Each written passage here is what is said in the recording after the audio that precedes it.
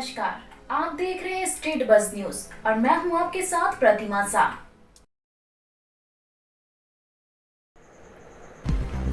देश आजादी का अमृत काल चल रहा है। इस बीच स्वतंत्रता दिवस के मौके पर पूरे देश में आजादी के अमृत काल में शहीदों की वीर गाथाओं की याद करते हुए पूरा मुल्क उन महानायकों को सलाम कर रहा है।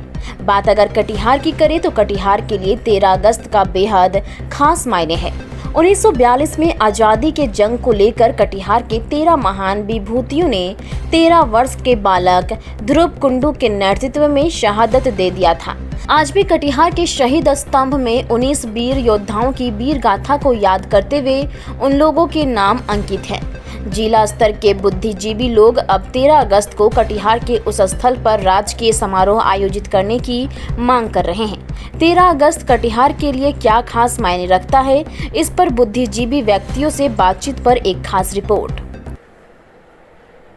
शहीद स्तंभ पर लगातार आप लोग कई तथ्य की जानकारी है।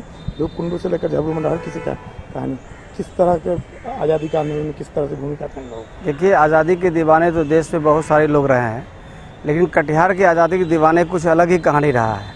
स्वतंत्रता सेनानी नवल किशोर नीरज की बात अगर हम लोग माने तो 13 अगस्त का दिन कटिहार के लिए नहीं बल्कि भारत के स्वतंत्रता संग्राम के लिए बहुत ही महत्वपूर्ण दिन रहा था और आज भी लोग उसे याद करते हैं, क्योंकि 13 अगस्त के दिन 13 वर्षीय बालक ध्रुव कुंडू के नेतृत्व में 13 लोग हमारे ज़िले में शहीद हुए थे, अपने देश के लिए मर मिट गए थे। और यहाँ से शुरू हुई शहादत के बाद न केवल सीमांचल के इलाके में, न केवल बिहार के इलाके में, बल्कि पूरे भारतवर्ष के लोग आंदोलित हो गए थे, जिसके कारण हम लोग अंग्रेजी की गुलामी की दास्तां से मुक्त हो पाए।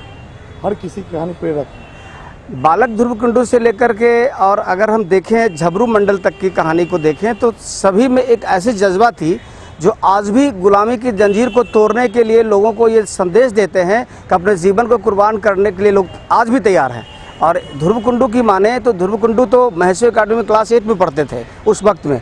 कलकत्ता से पढ़ाई छोड़ करके स्वतंत्रता संग्राम में अपने पिताजी के निर्देश पर आए थे कटिहार, और महेश्वरी अकादमी में उसमें पठन पाठन कर रहे थे। लेकिन अचानक उन्हें यही नगर थाना, यहाँ से मुश्किल से आपको 10-50 मीटर की दूरी पर सही चौक है, यहाँ जब उसमें खास करके रजिस्ट्री के ऑफिस हुआ करता था, उस वक्त में हमारे बालक ध्रुव कुंडू 13 वर्ष की उम्र में ये दिखा दिया कि भारत के बच्चे में वो ताकत है कि अंग्रेज जैसे गुलामी का जंजीर में जकड़ने वाले लोगों को खिलाफ आवाज़ उगल सकता है।